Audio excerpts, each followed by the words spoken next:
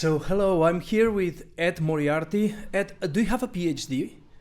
No. No. I'm just a dumb engineer. So you don't, you aren't Dr. Moriarty. No. Well, sometimes I'm called Professor Moriarty. Professor That's Moriarty, because yeah. of Sherlock Holmes. Yeah. That's the only reason. But it's a really cool name. It's a really cool name. I love it. Yeah. I look the part. Yeah, you look the part. Professor Moriarty. Yeah, it's Professor Moriarty. Yeah. So I'm Mark, and we're going to have a conversation about education, but education of makers, of people who do things and not necessarily pass tests. Before we start, they pass tests too. It's not that they don't pass tests; they can pass a test. I heard you when you were talking to one of the staff of the ITE, and she said that she passed the test. You said, did you have to study a lot to pass the test? So it was a great pun. So you're here in Barcelona and you're working with schools. What ages are the kids that you're working with?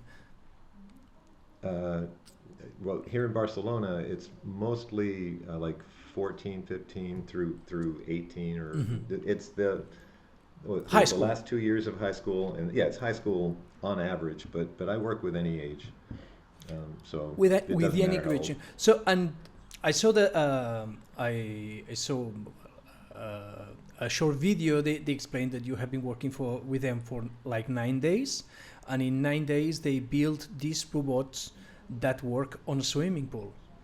So, that it's not that four-wheeled robots that you see everywhere. Yeah. It's important stuff because it has to be waterproofed and hydrodynamics. It's really complex stuff. Actually, no. It's as easy or easier than doing cars because you really don't have to waterproof it, and it doesn't have to be watertight. We break every rule you can think of, but to make something that will last in a pool for many hours, you can live with some corrosion. And you start with a group of kids from scratch. They don't know about, I don't know, electronics or coding or building or things like using a saw or doing a proper glue joint or something like that. Sadly, that's the case. Yeah. That's a sad thing because that's stuff that they'd be learning in kindergarten. Yeah. Using glue, cutting something, working with a group of people to make something interesting. Kindergarten really is the first year of engineering education. The stuff that I teach in Introduction to Mechanical Engineering, Design and Manufacture, course 2007 at MIT. I did a section there, and when you look at it, we teach basic kindergarten skills. Can you work in a team? Do you listen to other people? Yeah. Do you, when you have an idea, do you try it and it fails? And instead of crying, do you say, how can I make that better? Yeah. Okay, and then you help them out. How? And then do you talk with other people about how you could make it better? And then maybe draw something. It's kindergarten. Yeah. Last Friday I was giving 2 lectures to 2 masters groups, 2 different groups of master's course, and I asked them. I talked them about assertive communication, not bullshitting, but saying, say what you mean, so you can be wrong. I was doing an analysis of internal communication about masking COVID, and I said, if you read this person who has written this email isn't saying anything because he doesn't want or she doesn't want to be exposed. So he's covering and protecting his job and his competency. But you should say something that is falsifiable, like a scientific theory. You can you can prove it or you can disprove it. And then I asked them, if you are disproven, if you are proven wrong, what happens? And it took a horrible long time until one of them in each group said, you learned something. You failed, you're wrong, then you learn. And the older a student is, the less they know it. We have created a culture of not failing because it's something shameful and no. Well, that's the nature of school, because in school, you're presented your stuff, you're given stuff, you study, and then eventually you are tested to see whether or not you know that, and you have a chance. And if you fail, that is a mark of failure. I mean, Yeah. it's just bad. No, it's never good. Whereas in the stuff that we do, it is a method of learning, and it's the natural method of. It's how humans evolved to learn. You either fail yourself or you see someone else make the mistake, and you then try something different. And it's just that's normal. What we do in school is the completely strange way of trying to develop individuals who are going to be happy, healthy, productive, contributing members of our society. It's more like we're trying to program something, or it's not. Yeah, it's not building strong, resilient individuals. It's teaching. We try to, in school, it's like there's this main assumption that there's a correct answer to things. Mm-hmm. There's a correct answer to things, and you have to know, and your mission is to know that correct answer. But well, it's in the book. Yeah, it's in the book. Yeah. It's in the book, but the book can be wrong. So I remember my son, for instance, 2 years ago. He said, now he's 12. He was 10, and he told me, I found something that was spelled wrong in a Harry Potter book. Mm-hmm. And he was really happy to know that even in a Harry Potter book, in the 6th Harry Potter book, there was a mistake. And he couldn't find that mistake, and he could find mistakes in the books. Well, it's in the book. It's okay. It's written in stone, and I think it's something about the difference between the workshop and the factory. A factory is something that has evolved from a workshop. You have developed a product and a process of manufacture, and you want to conduct without errors, ever. And nothing can fail because you have this production plan, this serial Ford-like production schedule. So nothing changes, nothing improves, and nothing fails. And what you want to do is eliminate the friction and the error.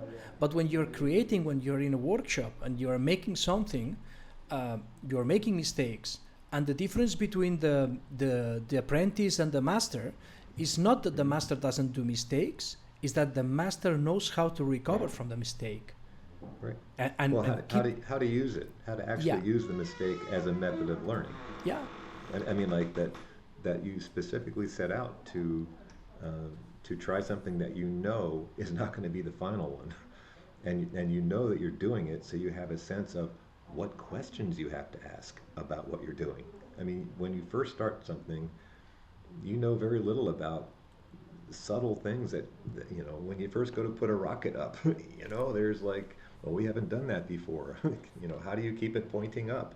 How do what you just don't know the nature of the questions you have to ask, and until you start building examples of them, just specifically to see the things that go wrong, that if you try to do it perfectly the first time, you'll never do it. Yeah, and if you only do the things that you can do perfectly the first time, you will not do anything interesting at all. Right. Yeah, that's, for instance, the last years, we have been seeing these SpaceX rockets, and they were trying to land them, and they were crashing, and it was hilarious. It was spectacular, but suddenly they landed. So, okay, they have learned, and these super engineers, these super smart people with all of these computers and 3D printers and huge budget, they were failing until they got it. It's something that we need to get into the culture. And well, at least get it into the school. Yeah. Because until you get it into the schools, every person that's graduating and going out into society has been indoctrinated with this. This is the stuff we know. We have to tell you exactly what to do, and after 16 years of education, or 20 years of education, whatever, eventually you're going to be able to go do something with it. Yeah. And that's just completely wrong. Yeah. It- My students of master's degree, they don't know that they learn things when they are wrong. They want to be right all the time. Well, actually, I can tell you that just being wrong, just failing, is not enough. You have to actually take that step of Yeah. seeing it as an opportunity, and then working with people, with yourself, and Yeah. looking at it specifically to learn. Because there's a lot of students that will do a project and fail, and then just say, "Oh, I can't do that," Yeah. and that's sad, and that's you know. And in fact, the way we teach frequently, there'll be some, even if they have a laboratory, there's a laboratory where you're supposed to do this and see that, and frequently laboratories don't work out the way you think they're going to. Yeah. And you know, they just get it, they fail, they didn't do it, and there's no like, well, what was wrong? Like, how can we do that better? If you don't have that loop back to actually, if you don't care to actually get better at it, then it's not, just failing's not enough. So we need to how create a do you system. go about encouraging this attitude to kids? Because you, for instance, you have these high school kids, and you go there, they don't have any maker skills at all. They don't know coding, they don't know electronics, they don't know how to build things. Maybe they have built Legos or something like that, and now you start working with them. So you meet a lot of failure, and how you go about it? Well, you show them examples of failure that are funny. That, you know, and you do something yourself that breaks. You know, and you don't have to work hard to do that. No, actually, no. I mean, just, I can talk stories about, I mean, I've done some stupid things. Okay, let me tell you one story. Yeah. I just told it to someone here yesterday. I was teaching a class on extreme photography up in Alaska, okay? And it was with Alaska Summer Research Academy. And it was a 2-week program, and I would do this every year for a long time. And Trevor Shannon, who was one of my really sharp student at MIT, I mean, and he's now working at Apple, incredible. Oh no, sorry, he's at Google. Anyway, he was my teaching assistant to go on this, okay? Mm-hmm. And so we did also, you know, infrared photography, FLIR. We did, you know, microscopic, telescopic, high speed, you know, stop a bullet kind of pictures, time lapse. You know, every dimension of taking a picture we took to an extreme, to show that the world's much richer in experience, and our senses are amazing, but they're very limited. And so when all of a sudden you can think about, well, how can we see something even further? It just makes the world seem bigger and more curious. So you play with lenses, with speed, with aperture, Everything. with Right. angles. And so as a demonstration, and just out of personal interest, we were up right near the Arctic Circle, and there was a spot we could get to during the weekend. We were going to go up there, where the sun would just skim the horizon, okay?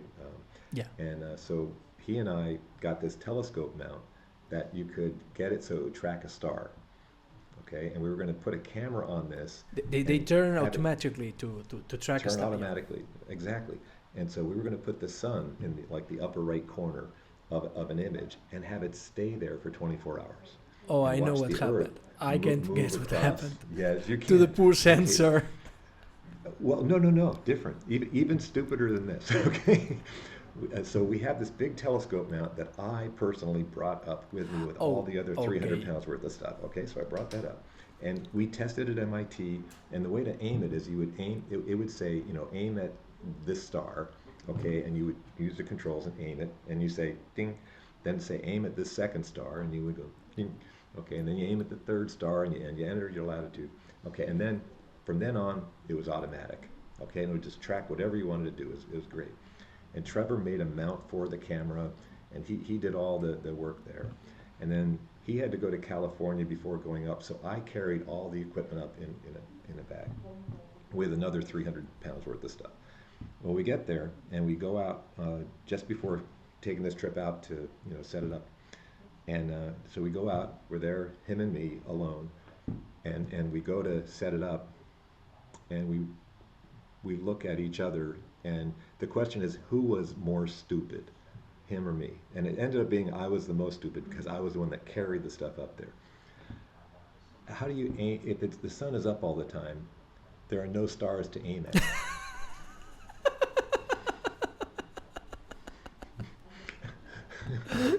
I mean, like Yeah. okay, really. Maybe you have moon that day, but Yeah, but that moves too. I mean, like it's just. So anyway, yeah, you will see the moon if it's in the other side of the sun. Right. So when a student says, "Oh, I used too big a thing," oh, that's really terrible. Okay, like look what I did. You know. And you carried that. You did all the hike with all the equipment. Yeah. Wow. Yeah. And we went up this hill and we did all the testing. We built it. We carried. I mean, like spent the money for the bag. So. Well, I was worried. But you have to laugh at that mistake. Why did you laugh at that mistake? It was sad. We never got. Well, that you picture. have to. It's one of the things of humor. Humor is important. Yes. Exactly that. Humor And is like, important. It's a way to. It's like a funny stoicism. You accept what it is. There is something going on here, and it can be outrageous, it's sad, it's dumb, but when you are able to laugh at it, you accept it because you have to. It's a way of accepting reality and facing and understanding that it's what it is and moving on. And it's also, you feel connected to it because everyone's made stupid mistakes. Everyone. And so you can feel the pain. Yeah, I was, when you were talking about this, I thought, okay, if you're pointing to the sun 24 hours, maybe you will break some kind of the mechanics of the orientation because it's going to go below. Yeah. And if you're pointing at the sun, your lens is your sensor is going to go bust because it's going to burn. So there's so many things that could go. I didn't think about pointing at the stars. Yeah. And like we were anticipating some of those, so we had some neutral density filters, and you know we had things that we could try to do, but we kind of figured that if we are good at keeping the sun in one spot, we know where the sun is. Okay, if it burns that spot, we're okay. Yeah.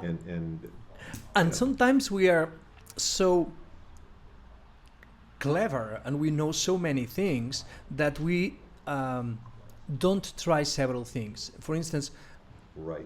4 years ago, my older son, when he was 8, they said you have to propose an experiment and do the experiment at home with some friends. And my son said, okay, we're going to take a balloon, we're going to fill it with water, and we're going to put it over a candle. A candle. You get a candle, and I told him, are you going to do that? It's a dumb experiment. You want to do a mess with water, which is what you always said. Do and it was February, but my wife said, let the kid do his thing, and I said, okay, let's do it.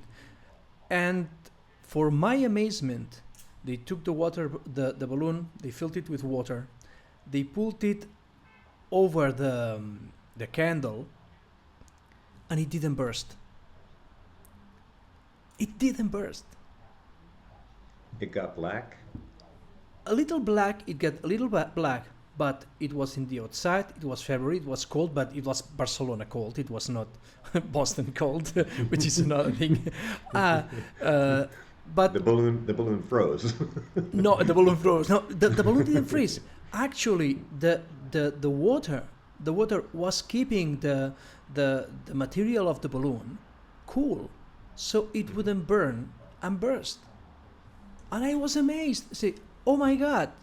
And then we proved that inside, and then it burst because it was warmer. So it was a great experiment. But I, thinking that I knew what was going to happen, I was going to influence my kid and say, do something else, something more interesting. And it was amazing. It didn't burst. And then what was that feeling like when it did something that was not what you expected? Oh, I love that. I love that. When something unexpected comes, I love it. Yeah, but that's what kids love too.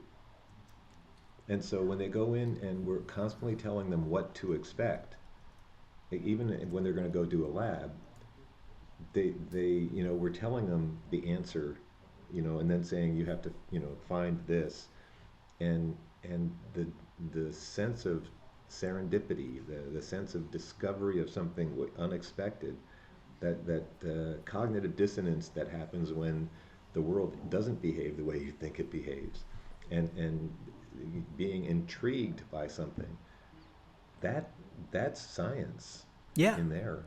Okay, and engineering is about, like, how do I take something I know about this and can I make new magic out of the world? That's engineering.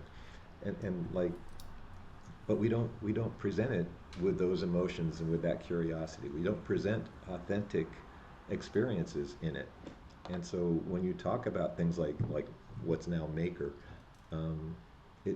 it's when you look back at the Leonardos and the Galileos, and they were looking at the world, they were engineering things, they were playing with the world, and seeing it freshly, making their own observations, and then comparing notes with people, and feeling a sense of discovery. That should be the student's experience. And when I'm not saying not to do any classroom activity, far from it. It's effective.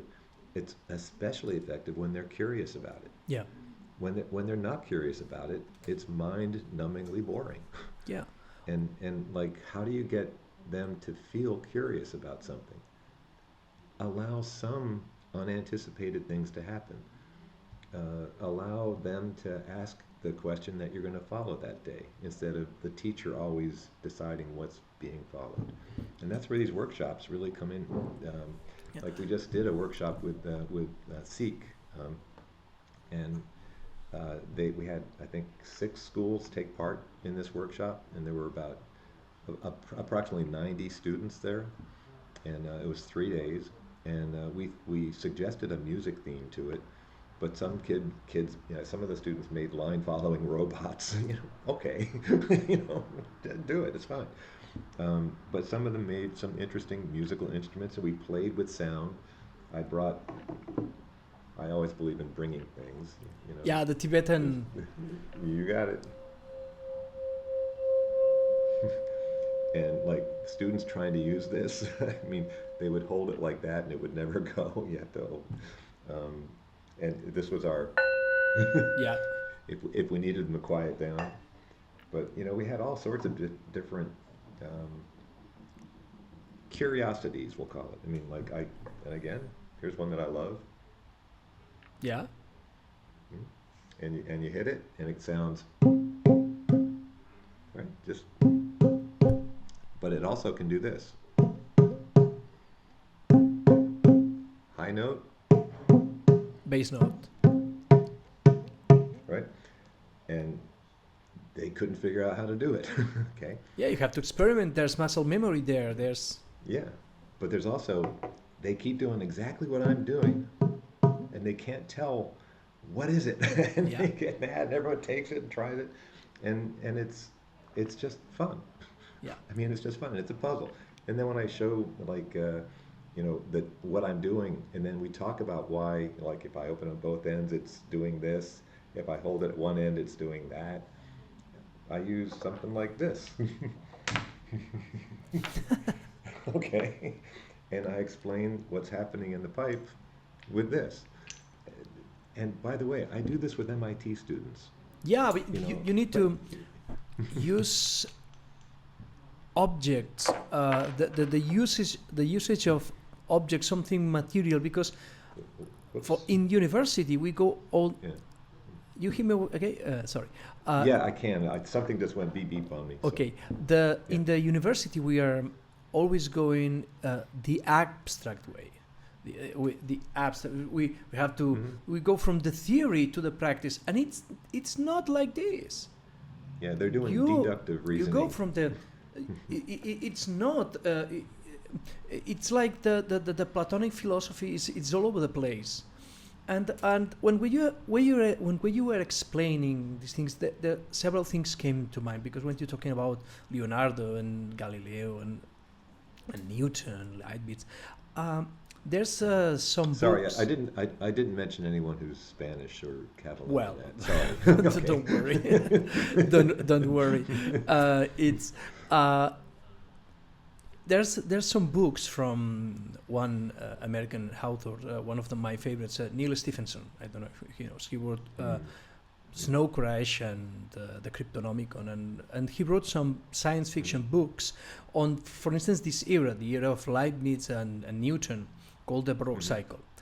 And there's this scene when there's one character that meets Leibniz, and he says, he is rich. And another character asked, why do you say that? And he said, in the jungle, only the lion pups play. So to be able to experiment and play and do all of these things, you have to remove several worries out of the table. Yes. And now our society, we have this wealth. Our society, we have this wealth.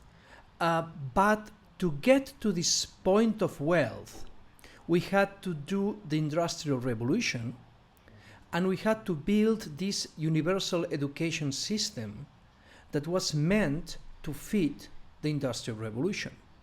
So we didn't design schools for artisans to play. We did design an educational systems for people to fit into an industrial environment, either by becoming lawyers or to becoming factory workers or to becoming, but not to become creators. Right. But Right. I have the hope and from, I don't know, maybe 30, 40 years ago, this trend has changed, because now the machines and our processes build the wealth for us. We don't need to go farming. We have tractors. We have a lot of things. So we have to divulge less energy to that.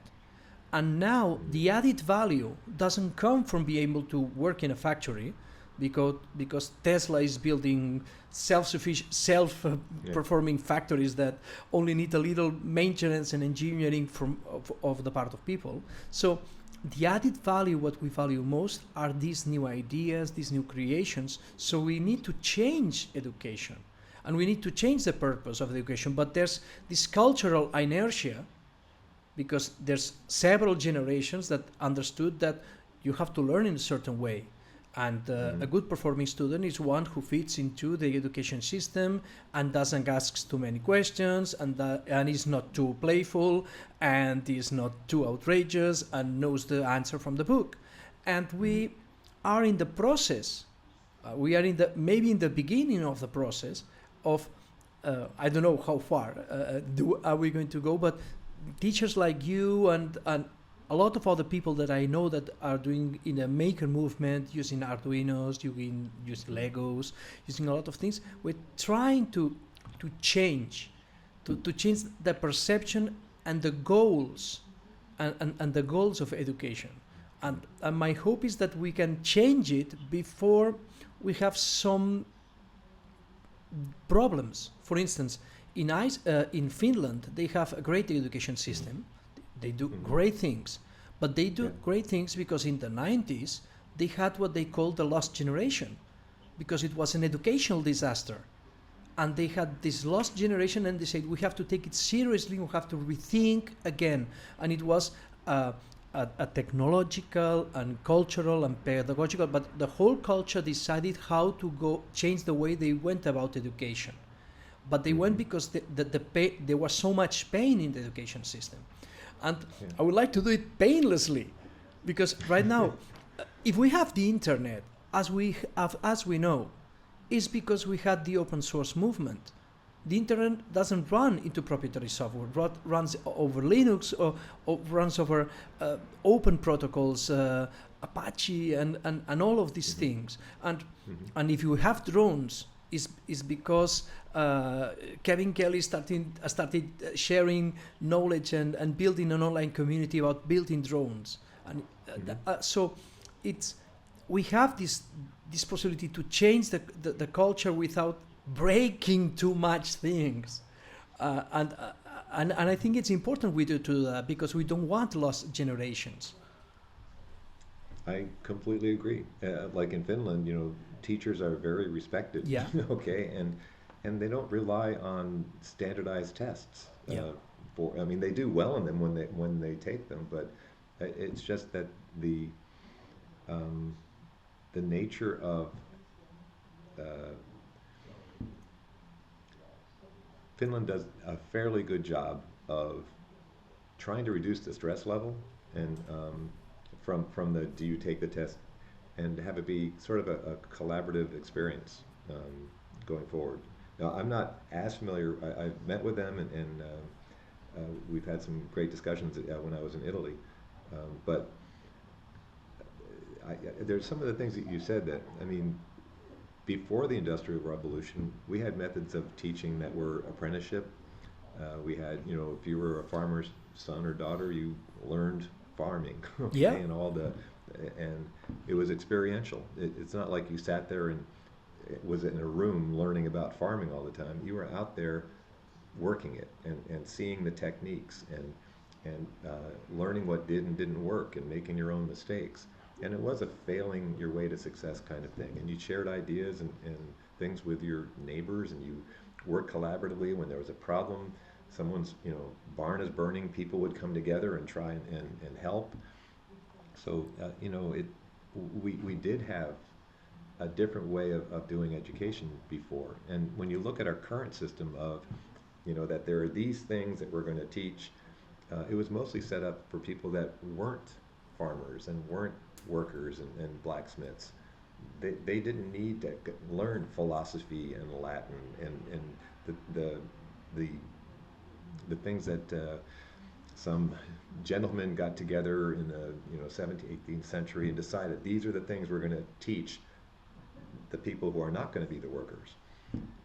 Well, nowadays, as you say, we don't. We have machines that do a lot of that work, and we a lot of the things we purchase or use are disposable. You don't fix them. Yeah, you just get rid of them and get another one. So there's no taking things apart or like learning how things work.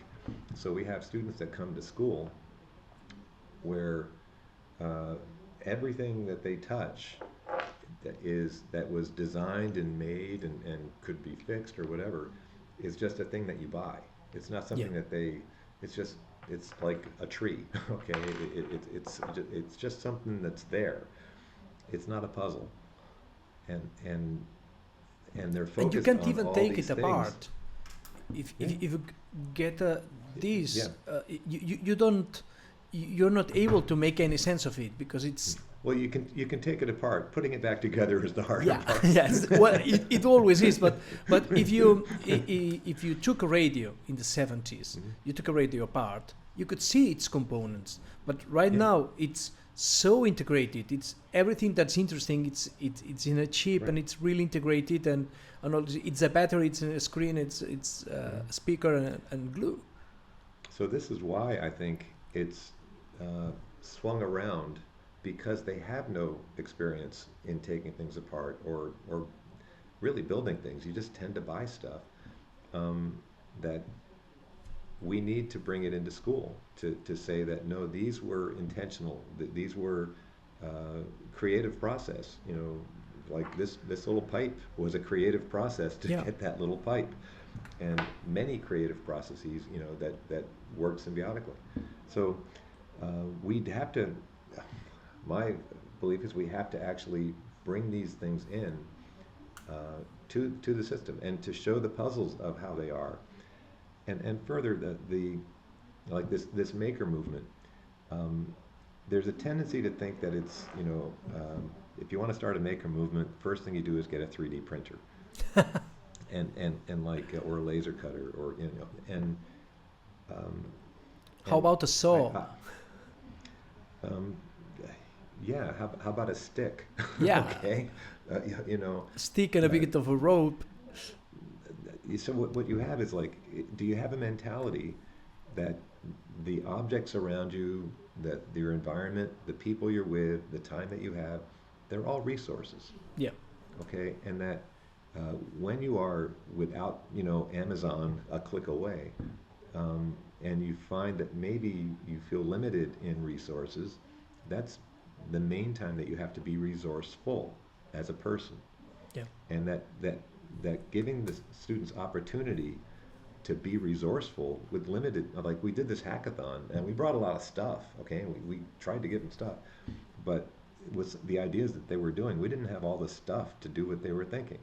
So we had to be resourceful, okay? We had to use things that weren't intended for that to, like, someone was trying to make a line following robot, and we didn't have motor drivers for what they chose to do.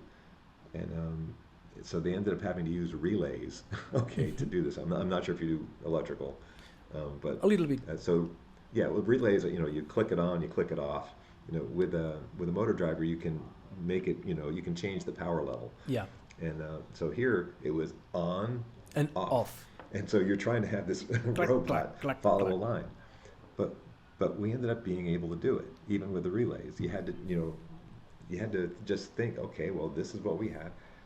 Can we slow it down? And there were ways of using it, but when they were thinking, oh, it's a relay, we can't do it, that's the wrong mindset. Yeah, it's creativity yeah. is not about a blank canvas. It's about the limitations that you have and using it in creative ways. Sometimes we can even say that we need some limitations. Oh yeah, that to focus your creativity. Yeah, absolutely. otherwise you can do so many things that you don't do anything. You just buy it on Amazon. Yeah, when you were talking, you can get anything at a real budget. But when you were talking about the apprenticeship model, the problem with the apprenticeship model is that it has been like legally removed from the equation because we want to protect the children to being exploited. And and that's actually important. Yeah, and that's actually important. But they have been protected from being exploited, but they have lost the opportunity of being apprentices. Yeah, well, that's one of the things I do at MIT is I actually encourage students to come in and take part and help us do things, and I consider it. By the way, we don't force them to do it. Okay, it's volunteer. But like even right now, I've got on this any trip I take that is to run workshops and whatnot. I want students to be actively involved in the shaping of whatever we're doing, not just the, what's your project going to be. Let's see, here in Barcelona, Alicia Lopez Jornet has what's called the BCN squad, the Barcelona squad. And they're university students that help her with her high school programs. We just had 4 of them that were actively involved in the hackathons that we just did. And they are the best role models for the younger students. They're when they look at me, they go, some old guy, whatever. But when they see, the university students, and you have this high school student that's worried about whether they can get into university and whatnot, and they have a high school student there that's helping to mentor some of the teams, and they get a chance to talk with them, and it removes a lot of the stress. The situation's still there. Yeah, that's me for years. Yeah, or 2. Yeah. Okay, or next year, or like, and it gets them connecting with people who are in the next step of the rung or whatever, and it makes it approachable, so it's not just about teaching the technology. In these hackathons, we don't focus on the teaching of electronics or physics or whatever. We focus on the creation of teams and the opportunity for students to use imagination. We want them to use imagination, and we want them to share that imagination and be free to do that with others. Imagine a creative thing to do, get people that share that curiosity, and then go do it. Give it a good shot. Yeah. And then you have to be resourceful. See what's available to you, and push the limits and see what you can do. That's the experience. Let me give this a twist. Maybe Yeah. your approach, which I agree 1000%, it's I love it, works because we have the old system in place. Because I have experience, I had a bad experiences trying to bring my children to what they call free schools or more project-oriented schools, and it didn't work. And I had to go to the public school, and they are really fine because I'm in a village, and they are really fine in the public school, and they're happy, and they like with it, and they learn a lot. But if we want to go all the way into let's make things and let's guide your interest and learn what you want, maybe that's too much. And since we have kids who have some groundwork, a little bit of theory, a little bit of the other stuff, of the traditional stuff in there, it mixes well. It mixes well with your method and your approach. And even your approach works spectacularly because now you get a huge boost of motivation because you never do that. And now I'm really excited, and all of my focus and all of my illusion is there, and I'm going to learn a lot. But because there's this this change, and you also have this, they have learned to read, they have learned to write, and they have learned their basic maths, and they have this going on, and they know how to behave in a group, and they know how to do a line, and these things. And now you give them the opportunity to share and go crazy, and they can go crazy in an orderly way, and they can apply some of the things that they know to the projects that they are doing. So it's difficult, and sometimes I see some educational projects that they go all in, only projects, only ambience, only motivational. If you want to, I talked to the director of a school that they said, if the kid wants to be hanging on a tree branch for a semester, let them. And I said, maybe you shouldn't do that. Maybe that's not the right approach. Because maybe if the kids want to play video games all day, they will play video games all day. So we have to find a good mix. So, and right now, it's since you're going into a system which is traditional, and then you open the window and you bring fresh air, it mixes well. But maybe if we had only fresh air, it wouldn't go so well. After all, I don't know what your take on it. That either extreme is bad. Yeah. I mean, like the way I view it is, the way I say it to people is that when you do this kind of work that we do, it's like providing oxygen. Yeah. You just mentioned air, right? Air, fresh air. The fresh air.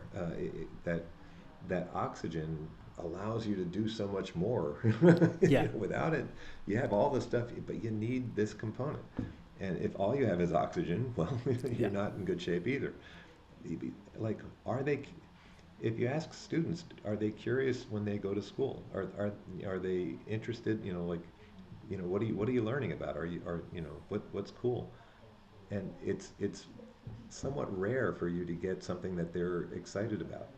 Sometimes, yeah, I'm interested. Physics is kind of fun, or something. Or I like sports.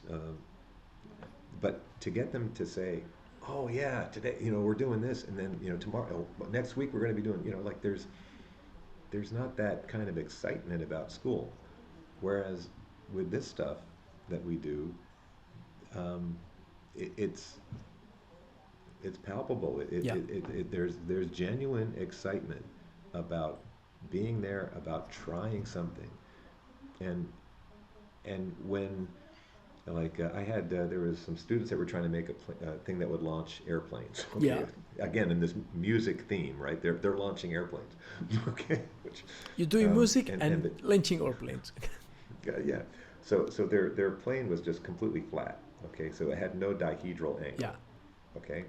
And so we talked about that if it started to go this way, it would just tend to fall that way. And right. So if you put a dihedral angle on the plane as it's flying, we mentioned that the lift, is perpendicular. Yeah. So it would do this.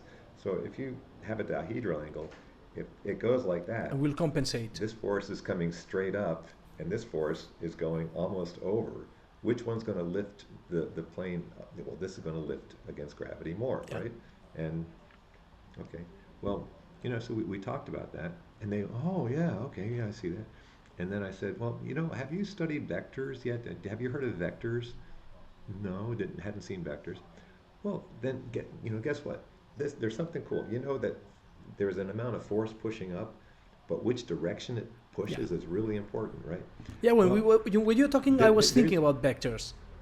Yeah, so I said, you're not hitting it now, but sometime, I'm not sure when, but pretty soon, they're going to start talking about vectors. Now you know why. Okay, that it's you need, and so it wasn't like we were teaching them vectors. They're going to encounter that in a more formal presentation. But like when they hear the word vector the next time, they'll perk up and say, "Oh, wait a minute, what is that?" You planted the seed of interest there. Yeah, and marketed it. Like I'm selling the concept that later they'll be presented more formally. So this either or sense. Yeah. The lack of either one is bad. Yeah, it's like epoxy. You need the two components. Exactly, and right now there's a complete lack of this. Yeah. What do students really care about? Yeah. And I'm kind of shocked to see that, like, in the schools around here, in the high schools, I don't see music or performing arts. Yeah. In the U.S., at least in the schools I've been dealing with, I mean, my kids went to a high school where they had musicals, they had a jazz band, an orchestra, they had 8 different a cappella groups that were all student run. 8 groups of a cappella. Wow. 8, yeah, in one high school. They had, I mean, it was, and yet it also was a school that sends many students to like MIT and Harvard and Tufts and Stanford and wherever. So it's not like they can't learn a lot and play music. In fact, it's kind of like they learn more if they can play music. And when you put on a play, it's not one discipline. You're mixing disciplines in a play.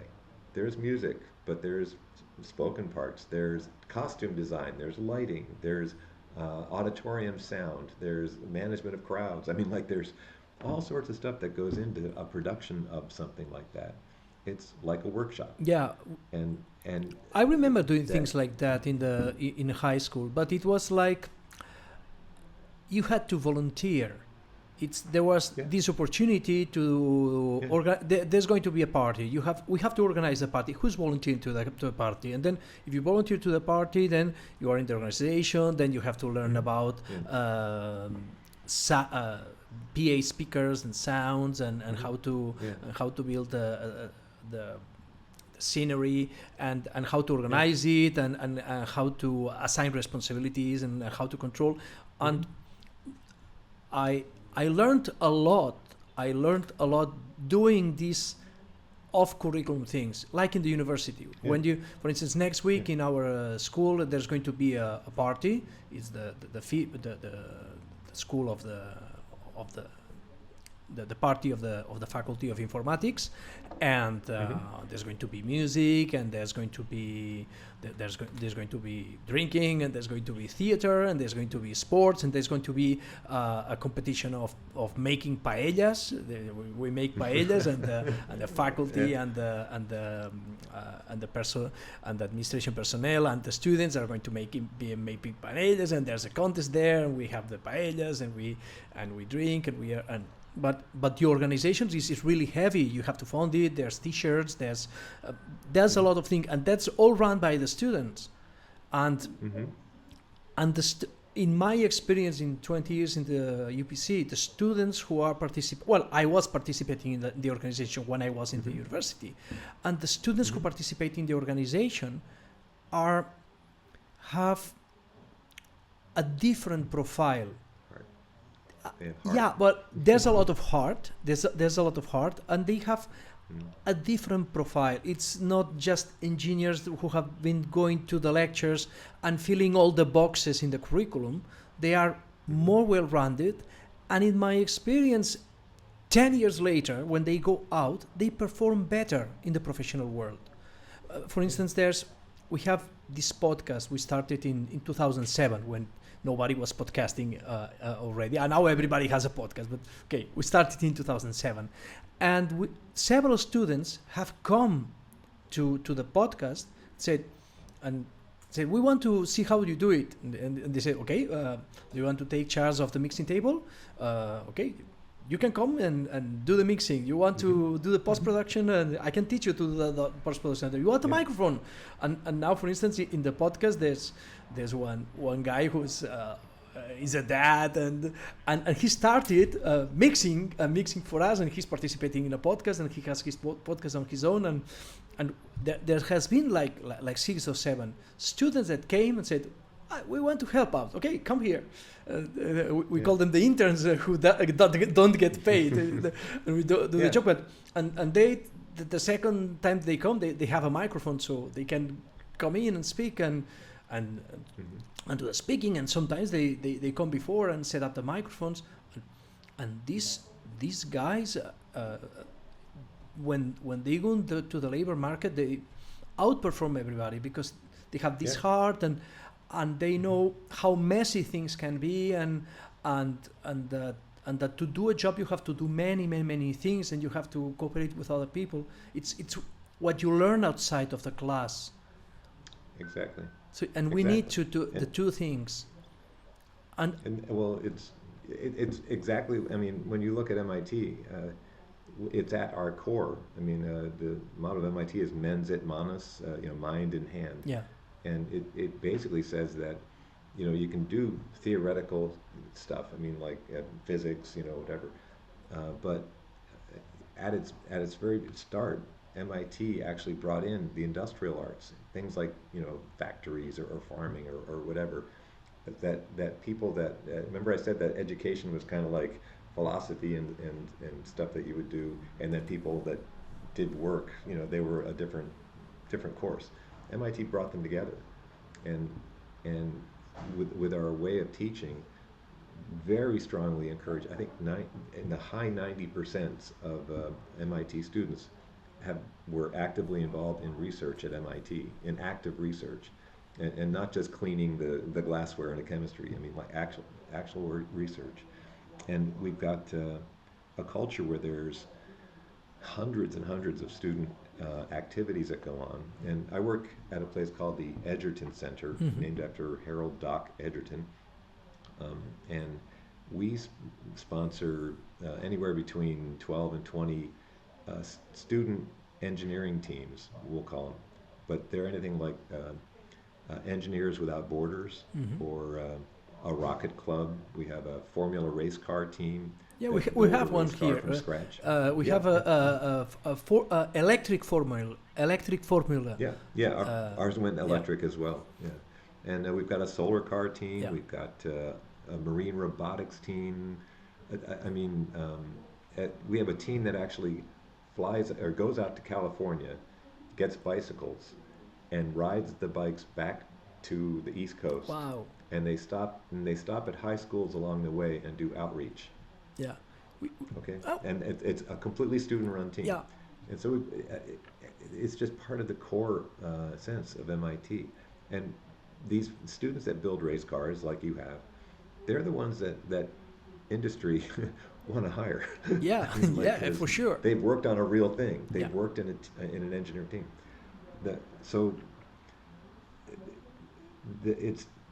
The hard part is, how do you communicate to people? Most adults have come through a system that has none of this in it. Yeah.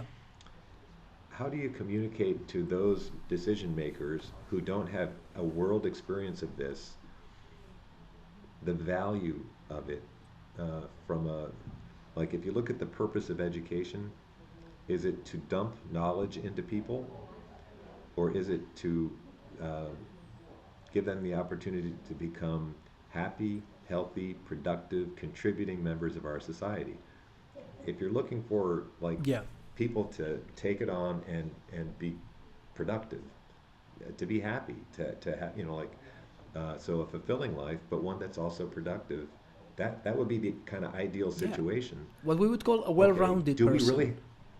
Yeah, well-rounded, right. Um, how is our school set up for doing that? Yeah. Like, how do we, teach, like, encourage initiative? Yeah. How do we, like, encourage, like, emotional resilience, so you deal with adversity, and work in teams and try to, achieve? Yes. Where is that? Yeah. For instance, in Europe, we had this. We are uniting all the, trying to unite all the educational space. So we try to. How did they start? They started with bureaucracy. We have to standardize the credits. So if you get a degree here in Spain, you can go to work in Germany, and vice versa. But they also tried to, since they were changing and standardizing, they wanted to introduce the competencies. For instance, we have some competency that would be, I don't know, third language, be able to speak in a third language. Another competency would be speaking in public, writing. Another thing would be, for instance, social compromise and sustainability. We have, and we try, and then you have to figure out how to introduce that in your teaching. The problem is how to do that by paperwork. You do paperwork, and then you do bureaucracy, and then you do software that tracks how do you teach these competencies, instead of trying to think about how to go about it and experiment and cross correct. You have to say before you start, you have to go to the software and say, I will do this and this and this and this, and I'm going to evaluate this competency in this way. I don't know. I'm going to work it at this level of the scale. So it gets. The problem is that we are. I don't know in the States, but we are getting a lot of bureaucracy, and a lot of the incentives of the who work in education are measured by key performance indication, by KPIs, and then the problem is that even everybody wants to do the best. Everybody is under the influence of their incentives. So the behavior is going to go normally through accomplishing those incentives. Then there's what you said that they do in Finland. They do their thing, and when they get measured, they perform well. I don't get worry about my indicators, because I do my thing. I ace those indicators, no problem, but they are there in the back of my mind. And the problem is that we are trying to be efficient in managing education. We want to be so efficient in managing education that we are not allowed to fail and experiment, and it's difficult. And even when you do an innovation project, you have to do, what are your outcomes? We tried some stuff, we learned some stuff, and we're going to try, and we know what to try again. It's not usually what you get, and it's what you do. We try some stuff, we learn some stuff, we fail a little bit, we succeed a little bit, and next time we'll do it differently. That should be the outcome of an innovation project, but it's not. We did this and we did that, and that was a big success, and we did a survey, and we have this statistical analysis that said that it's a good thing, and these are our conclusions, and we need more funding. But that's bull. Yeah, and it's sad, but that is the nature of. I mean, the people doing this are a product of the system. Yeah, and they're creating a thing to manage, and so they have to come up with a metric, and then they're going to manage to that. And you measure what you manage, and manage what you measure. And it's sad. So I mean, it's important to do some assessment, and it's important to do assessment. Yeah, of course. But like, what are you assessing? I mean, I assess frequently not just on the answers students give, but on the questions they ask. I look at it on, how many students continue projects. How many students want to be involved the next year to help run the entire thing. How many, I talk with students and have them actually express what is it about the experience they had that was positive for them, and what was a pain. Yeah. listen to them directly. So you ask different and then questions. have them help design the next one. Yeah, you ask different questions, and how you, for instance, at certain point, I decided that I was going to evaluate myself as a teacher in the following way. I want some of the things that happens in my lectures to be remembered 20 years from now. Because some of those. because it has happened to me. The best professors that I have, while I had my company, there were some situations that, okay, this thing that professor taught me, or that I learned in that course 10 years ago, this is happening to me right now. So it's something about companies, something about software engineering, something about, okay, that professor taught me something, now it's relevant. And now I remember. And if it wasn't memorable, now I had the education, but I'm not able to use it. So how do I teach? If I teach for an exam next week, they're going to study for the exam next week, and they're going to forget it because there's an exam later, and you can keep everything in the memory. So I have to think about it in a different way, and that's a problem. And well, I think that I had the hope that we are changing things, but it's like that thing of Steve Jobs, the crazy ones, the ones who are willing to go to still fulfilling our duties to the indicators and the key performance indicators. We're willing to do it in another way.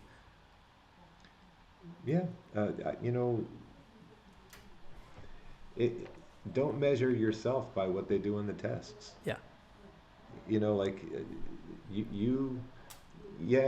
want them to fail and all that, but that, are they inspired to learn? Are they intrigued and actually using their whole person and not just their, yes, I know how to do this one thing.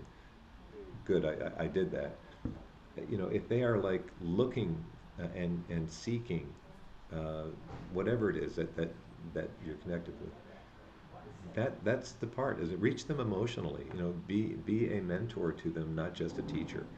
And when, I don't know, I can just say I've got hundreds of students over the years that know that they can call me and like I'm someone they can reach out and talk to, but that also, if they need an idea or they need to be connected to someone, I'm happy to help.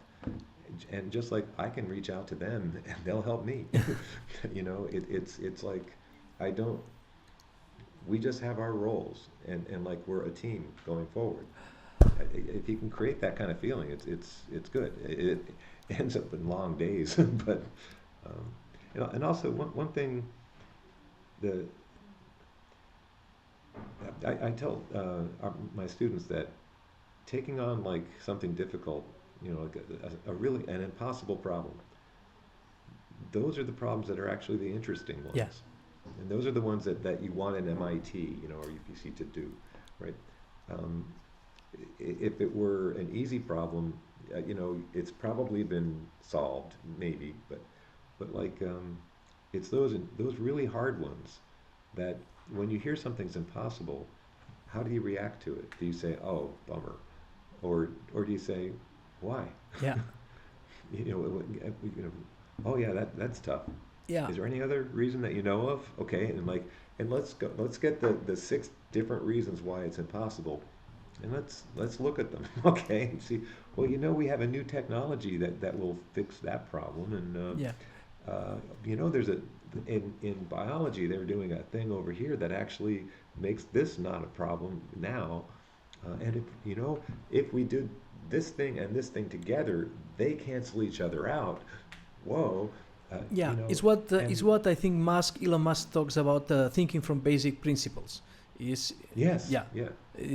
can do that. Why? Because we don't have the technology, or because it's physically impossible. So, Right. Professor Moriarty, Yeah. it has been an hour. I was aiming for half an hour. It's been an hour. Jeez. Yeah, Well, look, this is we should definitely, you know, like we're a Zoom away. You know, it's not, or whatever you're using here. The There's a lot we should talk about. Yeah. Like, I'd love to see what you're doing, and introduce you to some of the other people at MIT.